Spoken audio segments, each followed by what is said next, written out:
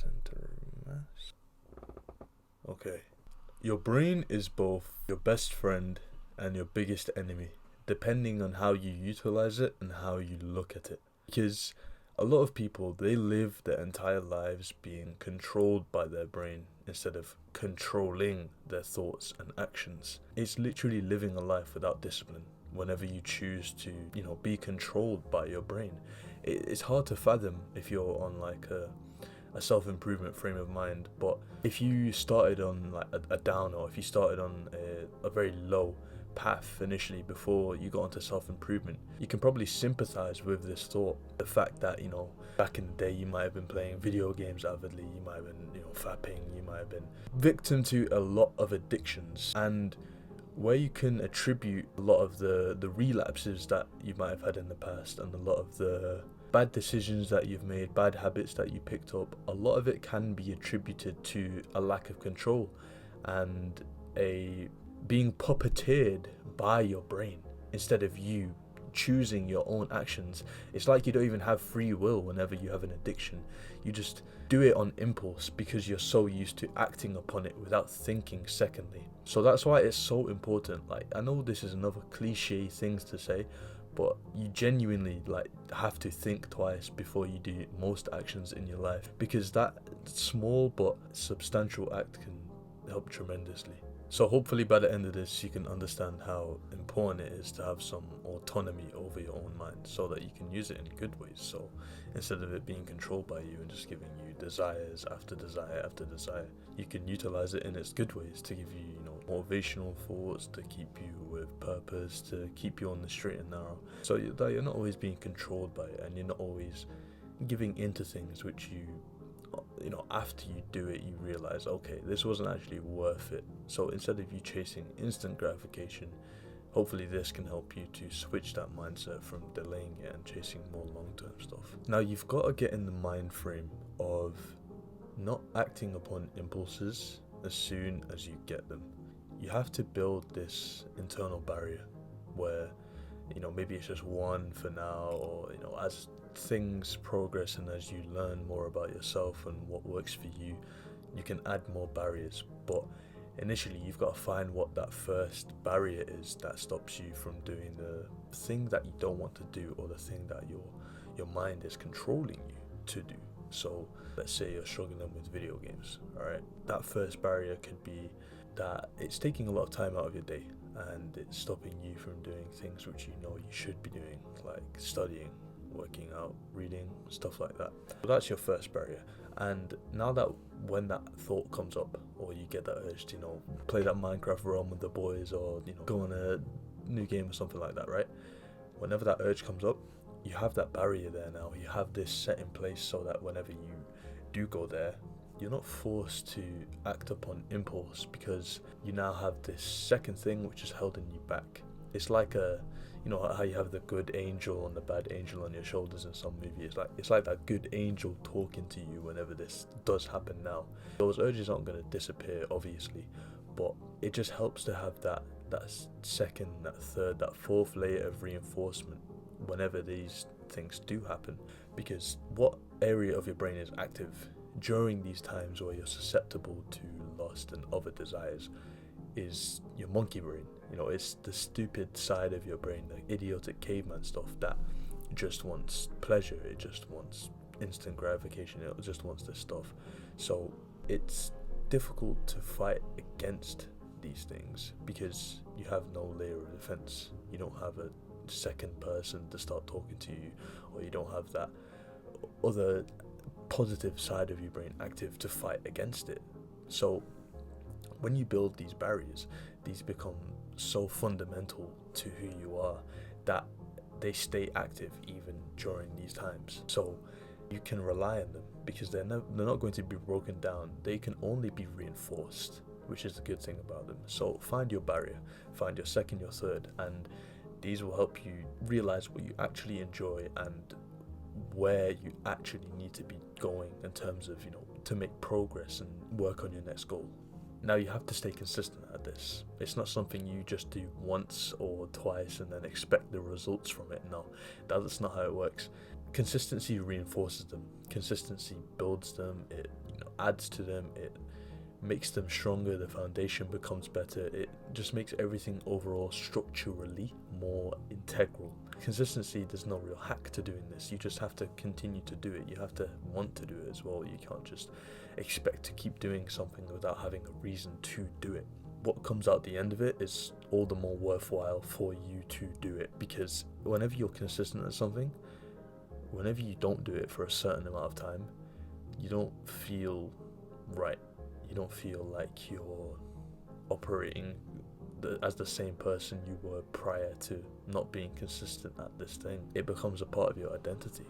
It really shapes who you are, because it could be a good habit. Like, I don't know, let's say you're going to the gym consistently for a month, 2 months, and then you stop for like a week or two. That really puts a drain on you, and that drain is actually a good thing, because that shows that you're merging with it now. Like, it's becoming a part of you. It's becoming a fundamental core to who you are, and you place a lot of value on that.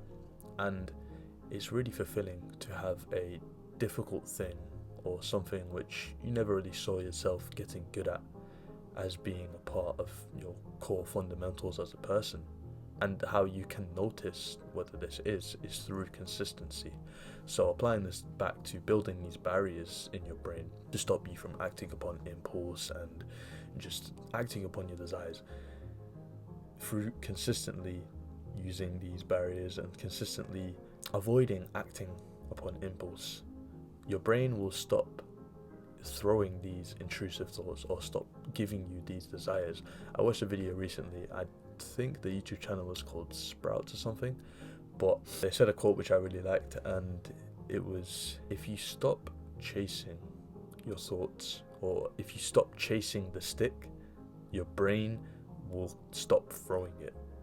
So if you continue to fuel your brain with intrusive thoughts again and again and again, your brain's going to keep giving you them again and again and again, because it notices the temporary pleasure that you feel from it. It doesn't more so recognize the longer lasting pain that you feel afterwards. So it's going to continue to throw them to you. It's going to continue to give you these urges again and again and again. And the only way you can really get around it is by having these barriers in place. Yes, that's very good. These help you to think more rationally whenever they come. But it really just fundamentally comes down to you not chasing the stick anymore. Like, that really is the thing. And it's a harsh truth. It's not something everyone wants to hear, because everyone just wants to find a method to completely eliminate them, when it really does boil down to simply not chasing it anymore and just being consistent at that. Because if you want the easiest method, if you want to find the most simple and most effective way to do things, a lot of things can be boiled down to that, just to avoid doing them, and just to understand the realization that if you stop doing it, if you stop chasing the stick, your brain won't continue to throw the stick. Don't be a dog, be the one holding the leash. Like, you have to control your brain. Your brain is there for you to use. Your brain isn't there for you to be used by it, right? Once you've get a grasp on it, and once you get a grasp on what actually motivates you, what actually keeps you with purpose, what actually doesn't motivate you, what keeps you away from your purpose, you become so fundamentally solid that everything that comes your way you can take and just completely not let it affect you, because you have these core fundamental values now. You understand yourself so well to the point where anything else that comes to you, you can recognize whether it's going to affect you positively or whether it's going to affect you negatively. By controlling your brain and by getting a grasp on yourself again, you really get this sense of like self, that you're actually finding what you intended for, what you're actually here to do. Because all these things nowadays which we have, social media, Instagram, TikTok, YouTube Shorts, Reels, all this stuff, right? This gets in the way of everything so much. It fills up so much headspace, and we can't think straight anymore. And we're controlled by that feeling of gratitude and pleasure that we got from watching that reel the other day that really made us laugh, or watching that video that our friends sent in the group chat, and it stays with us. That instant gratification feeling just lingers, and it's hard to get rid of it. But by just Just taking a step back, thinking twice, a lot of these things can really be broken down and analyzed. Like, think about what you actually enjoy. Do you actually enjoy sitting there on your phone, scrolling TikTok, scrolling YouTube, looking endlessly for a video? And do you really enjoy that stuff? Like, is that something you actually want to sit down and actively do? Like, do you wake up in the morning, grab your phone, and before doing anything, do you actually say to yourself, yeah, I'm going to watch some YouTube shorts today, with a smile on your face? No, you don't. You do that instinctively because you're so used to doing it on impulse. That's why you have to build these barriers, because it really is wasting your life away. I know people say, oh, you have more time than you realize, but that time flies, man. It does not stay. Time happens, time happens to you. And if you don't recognize that, you have to take control of your brain now, you'll stay controlled. You have to realize these things, and once you do, you want to keep pursuing that as well. It's not something that becomes a chore to you. It becomes something that you want to continue to do, which is why it's such a small price to pay for such a big payout.